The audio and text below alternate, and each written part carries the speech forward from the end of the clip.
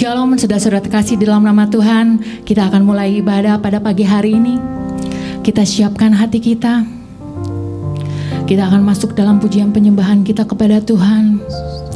Haleluya Yesus Tuhan. Terima kasih Tuhan, karena Engkau telah menghadirkan kami kembali di sini Tuhan. Bukan karena kekuatan kami Tuhan, tapi karena kemurahan-Mu Yesus.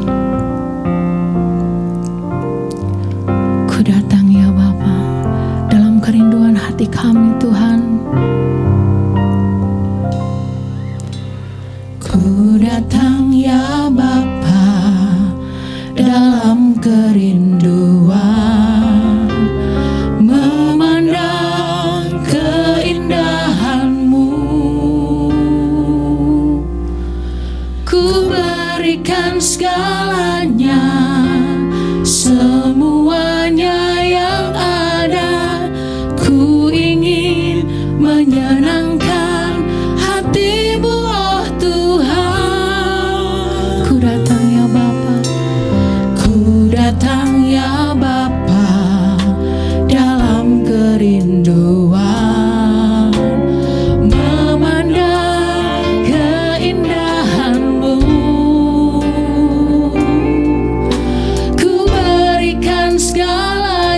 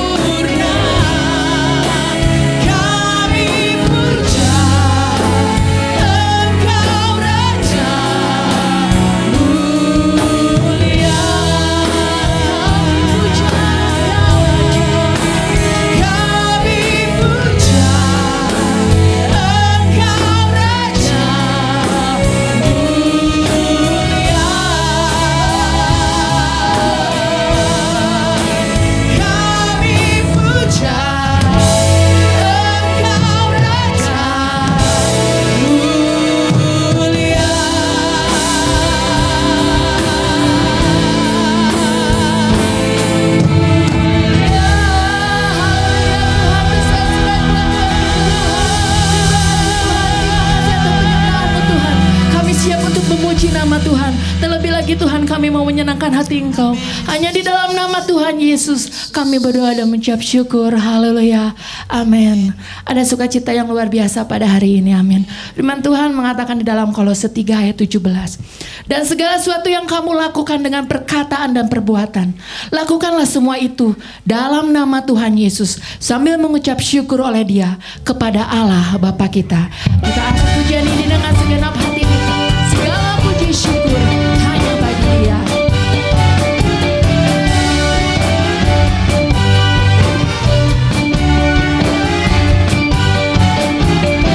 Segala puji syukur hanya bagimu Tuhan, sebab Kau yang layak dipuja. Kami mau bersorak tinggikan namamu. Amin. Haleluya. Segala puji syukur hanya bagimu Tuhan, sebab Kau yang layak dipuja. Kami mau bersorak tinggikan namamu. Haleluya. Soraklah haleluya. Soraklah haleluya. Haleluya.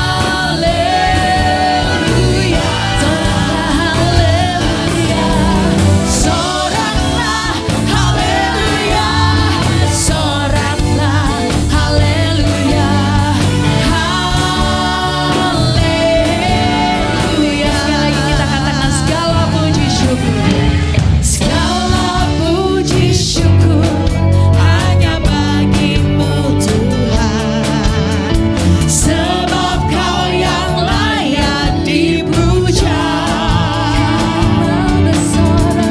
Kami mau bersorak tinggikan namamu. Amin. Haleluya. Soraklah haleluya.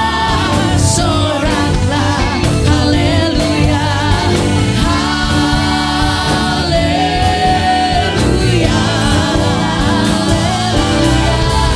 Soraklah haleluya. Soraklah haleluya. Haleluya.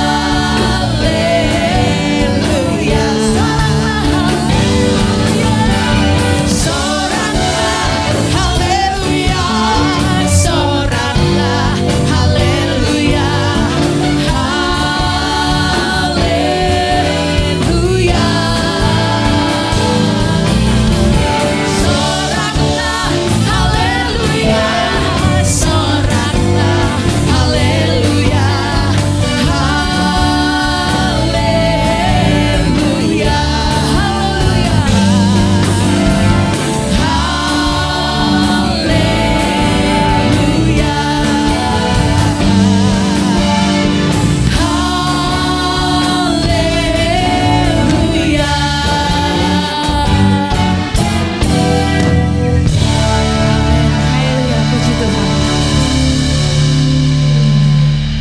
Saatnya kita akan masuk ke dalam firman Tuhan pada hari ini.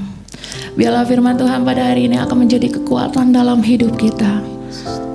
Biarlah firman Tuhan ini akan menjadi jawaban dalam setiap hidup kita. Lagu ini mengatakan bahwa Bapa, Kau Allah yang begitu setia dalam hidup kami Tuhan. Engkau yang akan selalu mencukupkan dalam setiap kebutuhan kami Tuhan. Tanpa-Mu Tuhan, kami tidak bisa apa-apa Tuhan.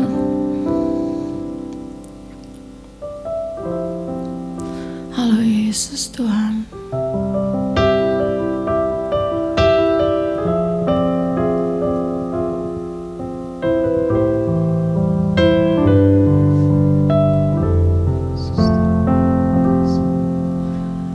Bapa, Kau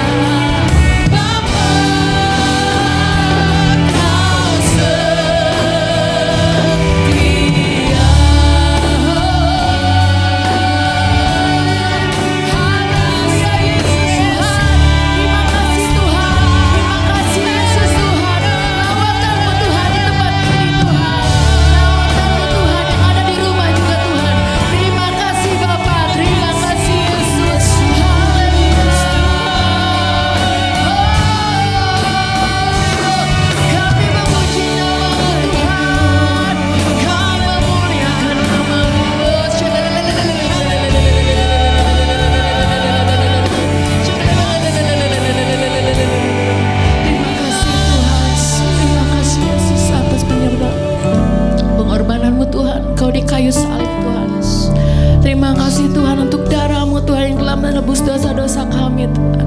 Terima kasih Tuhan. Kami siap Tuhan hari ini untuk mendengarkan firman-Mu Tuhan. Urapilah hamba-Mu yang akan menyampaikan firman Tuhan pada hari ini. Biarlah firman Tuhan pada hari ini akan berbicara kepada setiap hati jemaat yang ada di tempat ini maupun ada di rumah. Terima kasih Bapa, terima kasih Yesus. Pimpinlah Tuhan, dan hikmatlah Tuhan, berikan hikmat pada pembicara pada hari ini. Hanya di dalam nama Tuhan Yesus kami berdoa dan mengucap syukur. Haleluya, amin. Salam sejahtera di dalam kasih Tuhan kita Yesus Kristus. Saya berharap kita semua dalam keadaan yang sehat dan diberkati Tuhan. Bapak Ibu, mari kita akan buka Alkitab kita masing-masing. Baik yang ada di rumah, kita buka Alkitab kita masing-masing. Dan kita akan membaca di dalam kitab 2 Samuel 24 ayat 18 sampai 21. Sekali lagi 2 Samuel 24 ayat 18 sampai 21. 2 Samuel 24 ayat 18 sampai 21.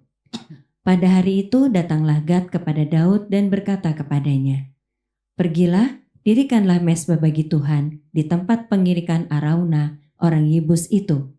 Lalu pergilah Daud sesuai dengan perkataan Gad seperti yang diperintahkan Tuhan. Ketika Arauna menjenguk dan melihat raja dengan pegawai-pegawainya mendapatkannya, pergilah Arauna keluar lalu sujud kepada raja dengan mukanya ke tanah. Bertanyalah Arauna, "Mengapa tuanku raja datang kepada hambanya ini?" Jawab Daud, "Untuk membeli tempat pengirikan ini daripadamu dengan maksud mendirikan mezbah bagi Tuhan, supaya tulah ini berhenti menimpa rakyat." Satu ketika ada seorang anak berusia 8 tahun, kelas 3 SD. Dia mendapat piagam penghargaan sebagai murid yang paling pintar membaca di kelasnya. Anak ini sangat senang sekali karena dia mendapat penghormatan sebagai murid paling pintar membaca di kelasnya. Anak ini pulang ke rumah dan begitu senang dia memberitahukan kepada orang rumah apa yang dia dapatkan pada saat itu. Tapi anak ini menjadi sombong karena dia menjadi anak yang paling pintar membaca. Kemudian anak ini melakukan satu percobaan terhadap pegawai rumah tangga atau pembantu di rumahnya, yaitu mencoba mereka untuk melihat apakah mereka bisa membaca atau tidak. Anak ini menyodorkan selembaran kertas kepada pembantu rumah tangga dan menyuruh pembantu itu untuk membaca. Ternyata pembantu itu tidak bisa membaca. Sehingga dengan tersipu malu pembantu itu mengembalikan kertas itu kepada anak itu dan berkata bahwa dia tidak bisa membaca. Anak ini menjadi sombong dan tambah sombong. "Wah, masa mbak gak bisa membaca? Saya aja kelas 3 SD udah pintar membaca. Ternyata mbak gak bisa membaca." Anak ini dengan loncat-loncat datang jumpa kepada ayahnya dan berkata, Ayah, saya pintar membaca di sekolah. Saya mencoba pembantu kita untuk membaca. Ternyata dia tidak bisa membaca. Masa gak bisa membaca?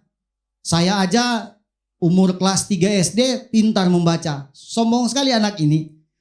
Kemudian ayahnya dengan senyum halus memberikan senyuman kepada anak ini, tapi mengambil satu buku di lemarinya dan menyodorkan kepada anak ini untuk dibaca. Sementara buku itu berbahasa Spanyol dan anak ini tidak tahu. Ketika anak itu membuka buku itu, anak itu tidak membaca, bahkan sepatah kata pun, satu kata pun dari buku itu tidak bisa dibaca oleh anak ini. Artinya dia juga tidak bisa membaca untuk buku itu. Menjadi pelajarannya adalah kadang-kadang kita menjadi pribadi yang sombong dengan prestasi yang kita alami, kita dapatkan dalam kehidupan ini, dan kita melupakan bahwa apa yang kita capai itu semuanya dari Tuhan. Dan lebih daripada itu, kita menyombongkan dan merendahkan orang lain. Kita tidak berpikir bahwa kita belum bisa melakukan segala sesuatu di muka bumi ini. Ada hal yang bisa kita lakukan, tapi ada hal juga yang tidak bisa kita lakukan dalam kehidupan ini. Sebab itu betapa pentingnya kita membangun pribadi yang rendah hati, pribadi yang selalu berserah kepada Tuhan, selalu menganggap diri kita ini tidak bisa berbuat apa-apa tanpa Tuhan.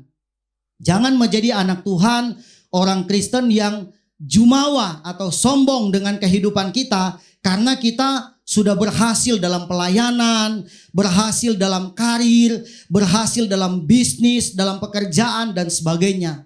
Padahal kita manusia itu sangat-sangat terbatas. Nah, apa yang menjadi korelasinya antara cerita yang saya sampaikan tadi dengan firman Tuhan yang kita akan dengarkan pada kesempatan ini? Mari kita mulai melihatnya dan menyelidikinya. Tapi sebelumnya saya ingin memberitahukan bahwa tema khotbah saya pada kesempatan ini berbicara tentang tempat pengirikan menjadi tempat penyembahan. Kita sudah mendengarkan pembacaan firman Tuhan tadi. Di sana bercerita tentang seorang raja yang bernama Daud ingin membeli tempat pengirikan Arauna orang Yebus dan ingin mendirikan mezbah di tempat pengirikan itu. Daud begitu bersemangat ingin membeli tempat itu. Dijelaskan dalam ayat 21, bertanyalah Arauna, mengapa tuanku raja datang kepada hambanya ini? Jawab Daud, untuk membeli tempat pengirikan ini daripadamu, dengan bermaksud mendirikan mezbah bagi Tuhan. Jadi dalam ayat sebelumnya dijelaskan Arauna itu sebetulnya ingin memberikan tempat itu kepada sang raja. Karena dia menghormati Raja Daud sebagai junjungannya, sebagai rajanya, maka Arauna ingin menyumbangkan tempat itu buat raja. Tetapi Daud menolak. Kenapa? Daud tidak menginginkan tempat itu didapatkan secara gratis. Tetapi Daud inginkan tempat itu dibeli oleh Daud. Yang menjadi pertanyaannya adalah mengapa sang raja begitu bersemangat ingin membeli tempat pengirikan Arauna. Dia ingin sekali membeli tempat itu. Mengapa demikian? Karena dijelaskan karena sang raja ingin mendirikan mezbah bagi Tuhan. Garis bawahi kata di sini adalah Daud punya rencana besar, yaitu ingin membangun satu mezbah bagi Tuhan di tempat itu. Kemudian pertanyaan berikut, mengapa sang raja ingin membangun mezbah bagi Tuhan? Ada apa? Daud itu memang sangat lekat dan dekat dengan Tuhan. Kita kenal Raja Daud itu adalah seorang raja yang senang sekali memuji Tuhan. Senang sekali menyembah Tuhan. Senang sekali memberikan korban persembahan buat Tuhan. Dia raja yang senang memuji Tuhan. Tapi untuk kasus ini kenapa Raja Daud ingin membangun mezbah bagi Tuhan? Firman Tuhan mengatakan, kata sang raja supaya tula ini berhenti menimpa rakyat. Nah, ternyata ada tujuan utama. Tidak hanya sekedar ingin memuji Tuhan, menyembah Tuhan, tetapi Daud ingin membangun mezbah bagi Tuhan karena dia katakan supaya tula ini berhenti menimpa rakyat. Persoalannya adalah ada apa dengan bangsa Israel? Alkitab menjelaskan bahwa Allah memberikan tulah kepada bangsa ini. Allah menghukum bangsa ini. Dan hukuman itu tidak hanya dirasakan oleh bangsa ini, tetapi dirasakan oleh Daud sebagai seorang pemimpin bangsa pada saat itu. Daud merasakan betapa luar biasanya hukuman ini. Dan menjadi persoalannya kenapa Tuhan menghukum bangsa ini. Rupanya sang raja memang diperhadapkan dengan satu situasi yang genting, satu situasi yang mencekam. Seperti yang terjadi kepada kita hari-hari ini, tidak hanya di negara Indonesia, tapi sudah mendunia. Ada satu situasi yang mencekam yang sedang terjadi di dalam kehidupan kita. Saya ingin mengatakan bahwa di balik dari rencana Tuhan, di balik dari peristiwa yang kita alami, ada rencana Tuhan dalam hidup kita. Di balik dari apa yang kita alami hari-hari ini, Tuhan menginginkan sesuatu dalam kehidupan kita sebagai orang yang percaya kepada Tuhan. Sang raja diperhadapkan dengan satu situasi yang sangat mencemaskan. di mana Allah menurunkan tulah kepada bangsa yang dipimpin sang raja. Bahkan tidak hanya raja, tidak hanya rakyat, tetapi sang raja pun mengalami hal ini. Dan pertanyaannya adalah, mengapa Allah begitu murka terhadap bangsa ini dan raja mereka atau Daud? Menurut catatan Alkitab, ada satu keinginan besar dari sang raja, yaitu Daud, untuk melaksanakan perhitungan terhadap jumlah rakyatnya pada saat itu. Saya membaca dalam satu tafsiran tidak hanya jumlah rakyat, tetapi jumlah tentara, jumlah kekayaan dari kerajaan yang dia pimpin waktu itu. Artinya dia ingin melakukan satu pemetaan, ingin melihat seberapa besar, seberapa jauh kesuksesan yang dicapai Daud selama ini. Apakah ini menjadi masalah dalam kehidupan kita? Kalau kita ingin tahu seberapa besar kita sukses, seberapa besar keberhasilan pelayanan kita, kita ingin tahu apakah itu satu kesalahan. Dalam kasus Raja Daud kita lihat ya, kita coba perdalam dulu dalam 2 Samuel 24 ayat 2 dan 3. Menjelaskan tentang apa yang dilakukan oleh Raja Daud pada saat itu sehingga mengakibatkan murka Allah turun kepada mereka. 2 Samuel 24 ayat 2 dan 3. 2 Samuel 24 ayat 2 dan 3. Lalu berkatalah raja kepada Yoab dan para panglima tentara yang bersama-sama dengan dia. Jelajahilah segenap suku Israel dari Dan sampai Berseba. Adakanlah pendaftaran di antara rakyat supaya aku tahu jumlah mereka. Lalu berkatalah Yoab kepada raja, kiranya Tuhan Allahmu menambahi rakyat 100 kali lipat daripada yang ada sekarang. Dan semoga mata tuanku raja sendiri melihatnya. Tetapi mengapa tuanku raja menghendaki hal ini? Apa yang dilakukan oleh Raja Daud ini memerintahkan panglima, memerintahkan bawahannya untuk menghitung jumlah rakyat pada saat itu. Hal ini mengindikasikan, sekali lagi hal ini mengindikasikan adanya kesombongan dari sang raja atau Daud. Jadi Daud mengukur prestasi yang dia alami selama ini menurut keinginan dia, dan itu mulai mengarah kepada yang namanya kesombongan. Kesombongan karena sang raja ingin melihat kesuksesan yang dia capai selama ini dengan cara menghitung semua rakyat yang dia pimpin kala itu. Jumlahnya berapa, pasukan perangnya berapa, persenjataannya berapa, kekayaannya sehebat apa, dan sebagainya. Meskipun dalam ayat yang ketiga, Yoab sudah memperingatkan raja, tetapi titah raja tetap harus dijalankan. Indikasi kesombongan inilah yang membuat Tuhan murka terhadap raja dan bangsa ini. Tapi Tuhan tidak mau menghukum begitu saja raja ini atau Raja Daud. Karena melihat hubungan mereka yang begitu erat, Daud begitu mengagumi Allah yang dia sembah dalam hidupnya. Allah yang dia sembah itu yang membuat Daud menjadi orang yang hebat pada saat itu. Daud di bawah Allah dari padang rumput sebagai seorang gembala kambing domba pada waktu itu. Ditarik dan dibawa kepada satu istana yang besar dengan kemegahannya. Allah yang mengubah kehidupan Daud. Allah yang memberikan perubahan dan transformasi dalam kehidupan Daud. Daud yang tadinya tidak dipandang banyak orang. Bahkan di tengah-tengah keluarganya sendiri Daud tidak dianggap pada saat itu. Tapi Allah mengasihi Daud karena Daud sangat suka memuji dan menyembah Allah. Sehingga Allah menginginkan supaya Daud ini berubah dan diubahkan oleh Tuhan. Hal itu kadang-kadang terjadi dalam kehidupan kita. Apa yang kita alami dalam hidup ini, kita suka membanggakan diri dan menyombongkan diri. Dan ketika kita mengalami satu titik yang sangat luar biasa, di mana membuat kita menyadari bahwa ternyata apa yang kita punya selama ini dari Tuhan, kita baru sadar di situ bahwa ternyata apa yang kita punya ini dari Tuhan.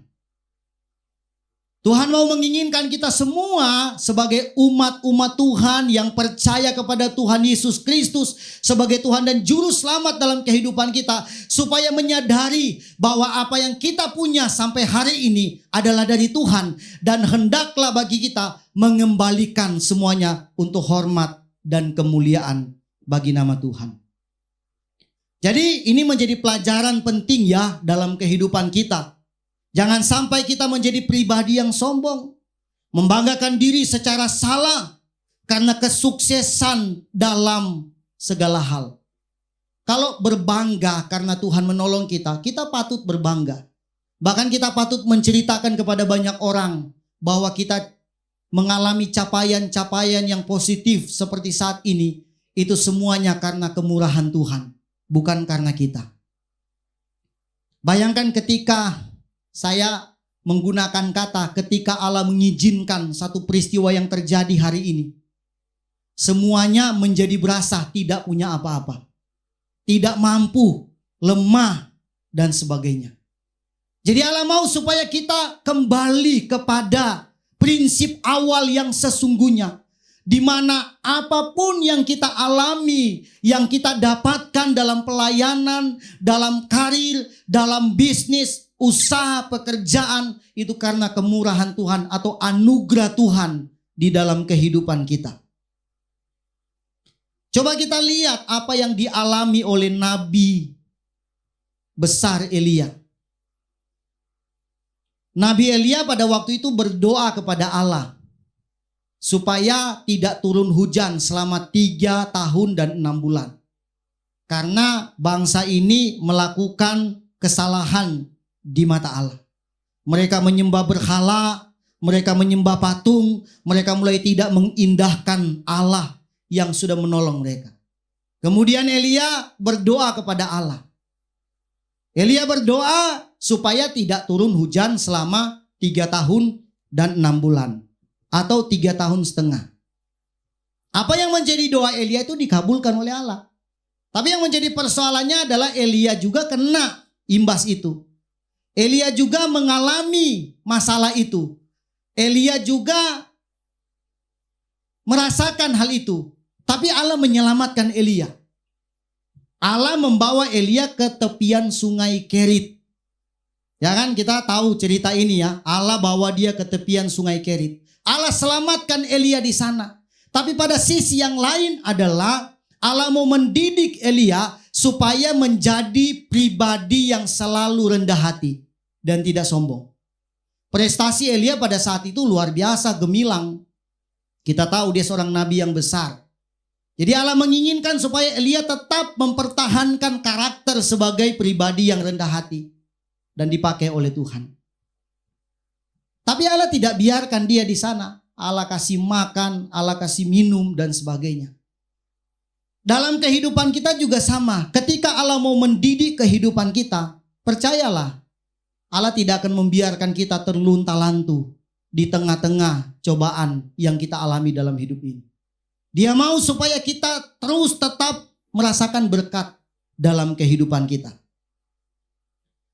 Dan kita lihat apa yang dilakukan Elia di Sungai Kerit. Elia juga membangun mezbah bagi Tuhan. Walaupun tidak dicatat pada kisah itu Elia membangun mezbah. Tapi apa yang dilakukan oleh Elia pada waktu itu? Dia bersekutu dengan Allah. Saya percaya Elia bersekutu. Dia nggak hanya diam bengong di Sungai Kerit nunggu-nunggu kapan dia akan dikeluarkan dari isolasi itu. Ya kan, Elia sambil sambil bengong begitu dan berpikir, aduh kapan ya saya akan dikeluarkan. Saya percaya Elia ada hubungan baik dengan Allah. Dalam kehidupan kita menjadi pelajaran, selalu menjadi pesan penting seberapa jauh dan seberapa kuatnya kita membangun hubungan dengan Tuhan ketika menghadapi masalah dalam kehidupan kita. Ada orang yang ketika menghadapi masalah seperti ini, mereka menjadi down. Mereka menjadi lemah. Mereka tidak membangun hubungan dengan Tuhan. Cenderung menggerutu, cenderung menyalahkan Allah, cenderung menghakimi Tuhan. Padahal yang Tuhan mau adalah supaya kita punya kesempatan yang banyak untuk membangun mezbah kepada Tuhan. Ketika Raja Daud diperhadapkan dengan pertimbangan atau dengan 3 masalah yang sebelum pasal itu dijelaskan, Daud diperhadapkan dengan 3 pilihan. Lalu Daud mengatakan, lebih baik aku jatuh di tangan Allah karena dia penuh dengan belas kasihan. Kemudian Daud pergi dari taktanya, dari kerajaannya, dan datang ke tempat Arauna, dan dia membeli tempat pengirikan Arauna itu. Kita lihat apa yang dilakukan Daud. Daud membangun mezbah bagi Tuhan. Daud tahu persis apa yang harus dia lakukan. Daud tidak punya pilihan lain lagi kecuali dia harus mengungsi di tempat pengirikan Arauna untuk membenahi diri. Garis bawahi, Daud mengungsi, Daud pergi ke tempat itu untuk membenahi diri. Ada saat-saatnya di mana kita diberikan waktu oleh Tuhan untuk membenahi diri kita. Membenahi setiap kehidupan kita. Dengan cara apa? Dengan cara membangun mezbah bagi Tuhan. Satu langkah yang tepat yang diambil oleh sang raja yaitu membangun mezbah bagi Tuhan. Ini tepat sekali. Langkah yang sangat pas yang dilakukan oleh Raja Daud pada saat itu, yaitu membangun mezbah bagi Tuhan. Membangun penyembahan, membangun hubungan yang lebih erat lagi kepada Tuhan. Berdoa, menyembah Tuhan, memuji dan memuliakan nama Tuhan. Langkah yang sangat serius yang dilakukan oleh Daud. Dikatakan dalam 2 Samuel 24 ayat yang ke-24. 2 Samuel 24 ayat 24. Tetapi berkatalah raja kepada Arauna, bukan begitu, melainkan aku mau membelinya daripadamu dengan membayar harganya. Sebab aku tidak mau mempersembahkan kepada Tuhan Allahku korban bakaran dengan tidak membayar apa-apa. Sesudah itu Daud membeli tempat pengirikan dan lembu-lembu itu dengan harga 50 shikal perak. Kita lihat di sini pada ayat yang ke-23 sebetulnya dijelaskan tentang niat baik dari Arauna untuk memberikan tempat pengirikan itu beserta dengan domba korban pada waktu itu ya, domba, kambing domba yang mau diberikan oleh Arauna kepada sang raja. Tetapi dijawab pada ayat yang ke-24 dikatakan, tetapi berkatalah raja kepada Arauna, bukan begitu, melainkan aku mau membelinya daripadamu dengan membayar harganya, sebab aku tidak mau mempersembahkan kepada Tuhan Allahku korban bakaran dengan tidak membayar apa-apa. Sesudah itu Daud membeli tempat pengirikan dan lembu-lembu itu dengan harga 50 shikal perak. Kita lihat Daud tidak mau menerima barang gratisan dari orang untuk dipersembahkan kepada Allah.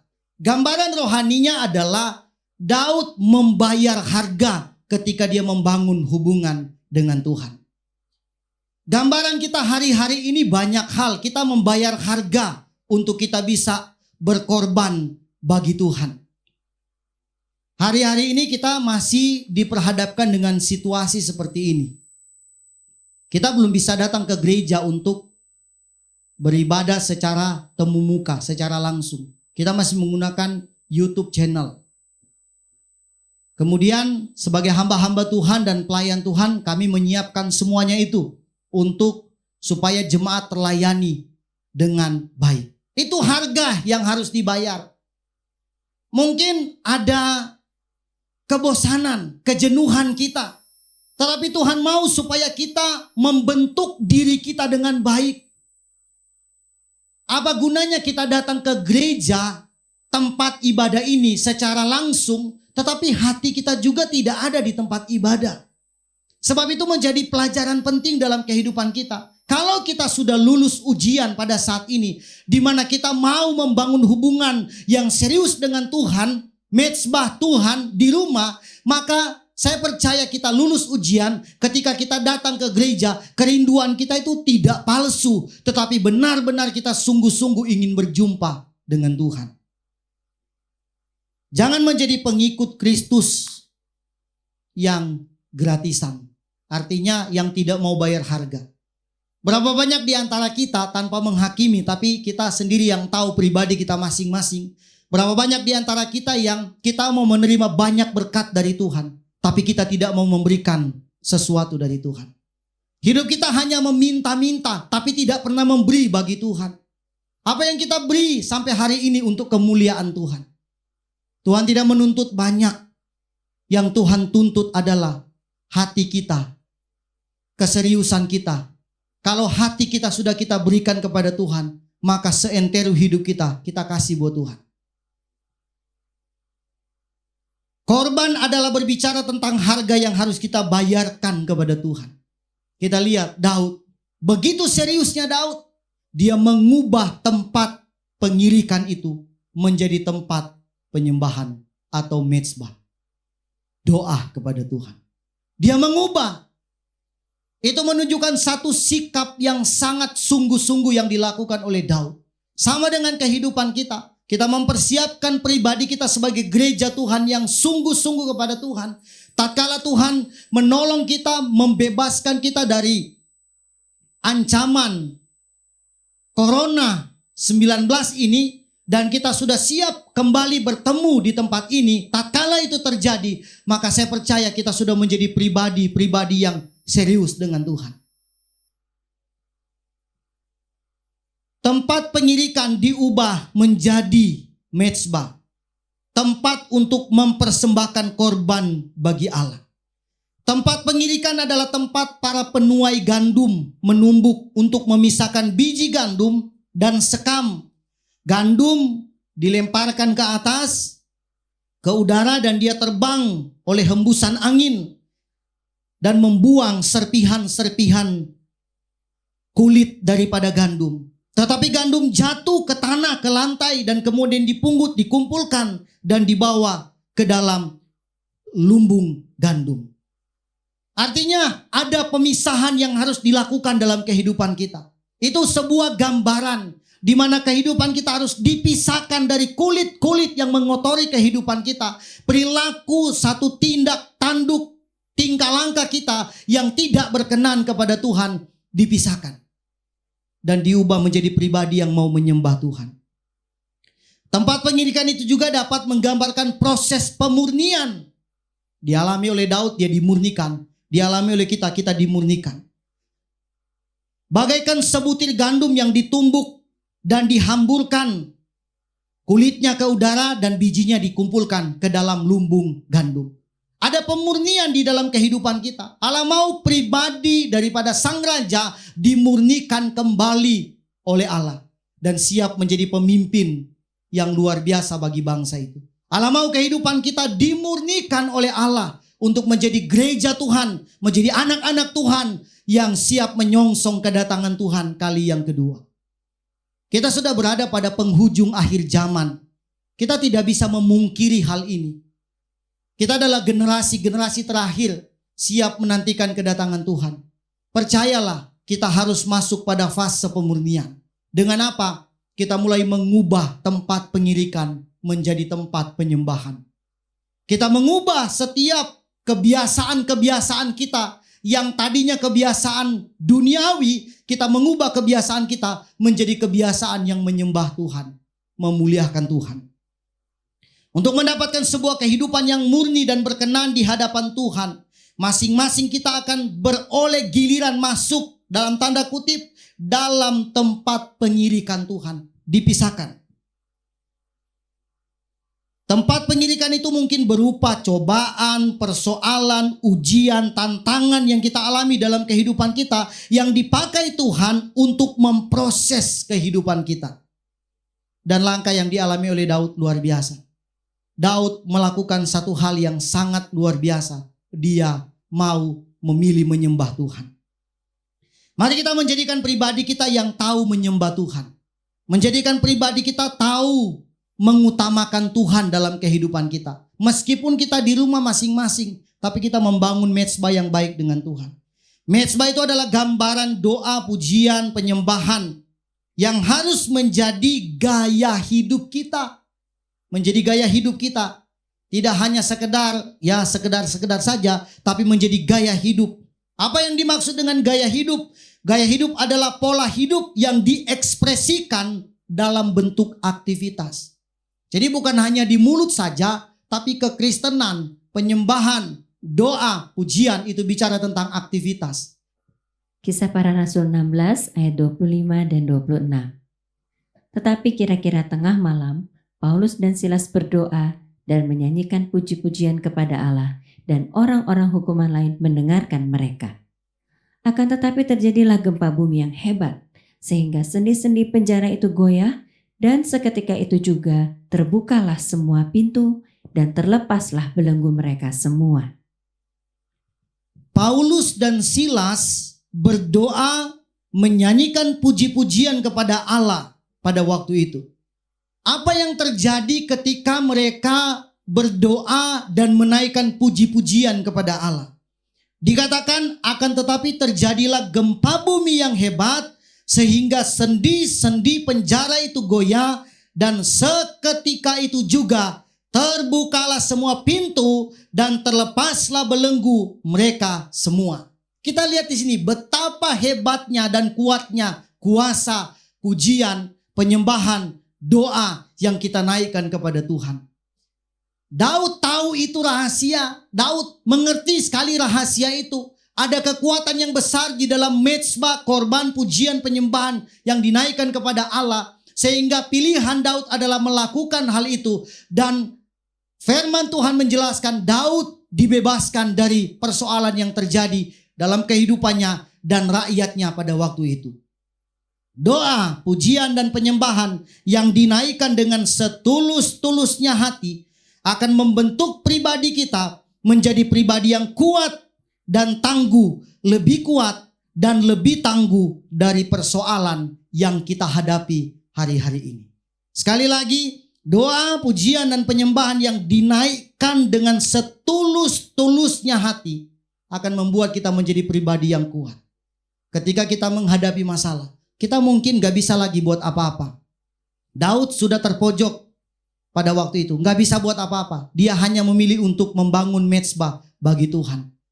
Dan sesuatu terjadi dalam kehidupannya. Demikian dengan kehidupan kita. Mari kita terus membangun pujian penyembahan kepada Allah. Mengubah tempat pengirikan menjadi mezbah bagi Allah. Mengubah kebiasaan kita yang buruk, kebiasaan kita yang tidak suka menyembah Allah. Mengubahnya menjadi pribadi yang suka menyembah dan memuliakan Tuhan. Biarlah melalui firman Tuhan pada kesempatan ini kita semua diberkati oleh Tuhan. Tuhan Yesus memberkati kita semua. Mari kita siapkan hati kita untuk menyembah Tuhan, memuliakan nama Tuhan yang besar, yang agung dalam kehidupan kita. Saya berharap firman Tuhan yang sudah kita dengarkan dapat memberkati kita semua. Kita angkat pujian, manis kau dengar Tuhan.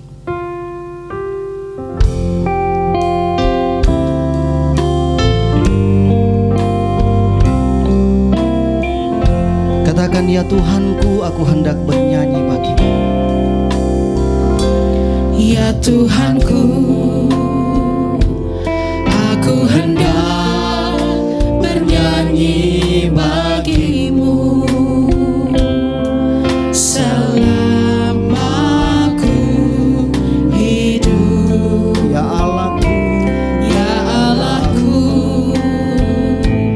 aku hendak bermazmur bagimu selagi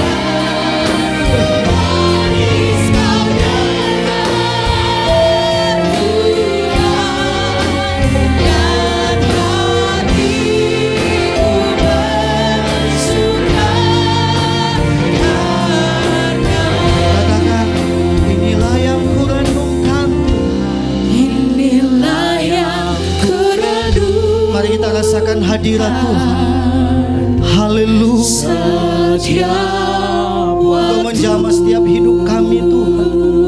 Engkau menjamah setiap hati kami Tuhan. Pujian dan pengagungan. Haleluya. Haleluya. Katakan biarlah manis kau dengar Tuhan. Biarlah manis kau dengar Tuhan, manis kau dengar Tuhan, dan hatiku bersuka. Sama-sama katakan inilah yang kurang. Haleluya.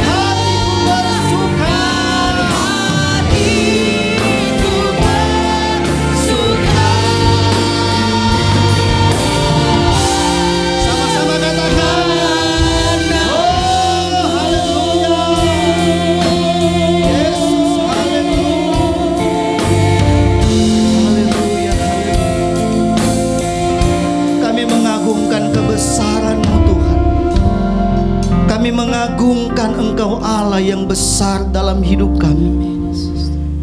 Engkau yang selalu mengasihi kami Tuhan. Meskipun kami suka melakukan kesalahan di hadapan-Mu sebagai manusia yang terbatas Tuhan, tapi Engkau mengizinkan kami Tuhan untuk bisa menyembah Engkau. Perbaiki kehidupan kami, dan biarlah kami boleh menjadi pribadi yang menyembah Engkau Tuhan. Ampuni semua kesalahan kami, ubah kehidupan kami Tuhan, dan biarlah berkat Allah Tuhan curahkan dalam kehidupan kami. Terima kasih Tuhan, terima kasih. Kami mengucap syukur buat firman yang sudah kami dengarkan Tuhan. Biarlah firman ini terus boleh membangun kehidupan kami. Kami menjadi pribadi yang lebih luar biasa di hadapan Tuhan. Berkati umat-umat Tuhan yang sudah mendengarkan firman-Mu. Bahkan rekan-rekan kami semua di tempat ini Tuhan, yang melayani Tuhan. Kami juga mendengarkan firman-Mu Tuhan. Biarlah kami semua diberkati oleh Tuhan. Kami berdoa buat jemaat Tuhan di gereja keluarga Tabernakel ini, dimanapun mereka berada hari-hari ini, masih dalam situasi pandemi Tuhan. Kami percaya kuasa Tuhan yang tidak terbatas kuasanya, dulu, sekarang, dan sampai selama-lamanya. Kuasa-Mu yang mampu menjangkau setiap kehidupan kami Tuhan. Jemaat Tuhan dalam keadaan apapun Tuhan, yang dalam keadaan sakit Tuhan, Engkau jamah, sembuhkan di dalam nama Tuhan Yesus Kristus. Kami percaya tangan Tuhan yang berlobang paku sanggup menjamah jemaat Tuhan di gereja ini yang sedang mengalami sakit penyakit. Jemaat Tuhan yang sedang mengalami kebimbangan, Tuhan tolong berikan ketetapan hati dalam hidup mereka. Percaya bahwa Engkau Tuhan Juru Selamat dalam hidup kami. Jemaat Tuhan yang sedang mengalami ketertutupan jalan, Tuhan buka jalan Tuhan.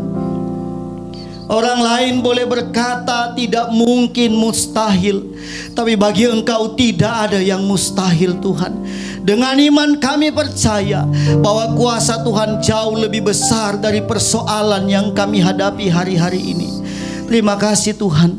Semua jemaat Tuhan yang ada, biarlah dikuat-kuatkan oleh Tuhan, diteguh-teguhkan oleh Tuhan di dalam melangkah di akhir zaman ini, penuh dengan tantangan, penuh dengan persoalan. Lebih mendekatkan diri kepada Tuhan, lebih melekatkan hidup kepada Tuhan, supaya mujizat Allah dinyatakan dalam kehidupan kami. Berkati rekan-rekan yang sudah melayani hari ini Tuhan.